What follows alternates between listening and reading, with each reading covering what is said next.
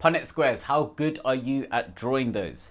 Let's look at this question here. It says cystic fibrosis is an inherited disorder and a man and a woman who do not have cystic fibrosis have a child who does have cystic fibrosis. So now that's important. The only way a man and a woman who doesn't have a recessive disorder like cystic fibrosis, but their child does, the only way that can happen is if both of them are carriers.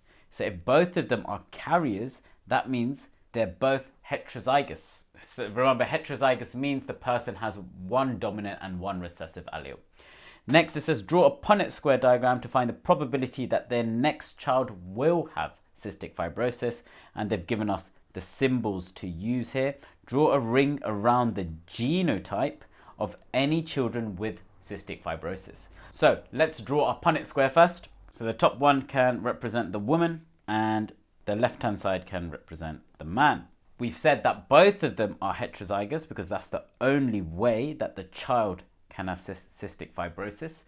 So that would mean they're both capital T, small t. Now we can fill in the Punnett square with the letters. So this would be capital T, then we got capital and small t, then we got capital and small t again, and then on the bottom right we've got small t and small t. It says draw a ring around the genotype of any children with cystic fibrosis.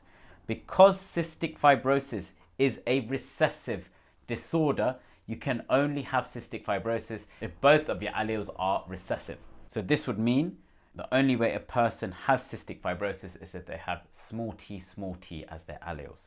So if you look at your Punnett square, these are the possible offspring that these parents can have. Only one of them has a small t. So there's only 1 in 4 chance of the offspring having cystic fibrosis. So I'm going to put the probability as 25%. That's how you do that question.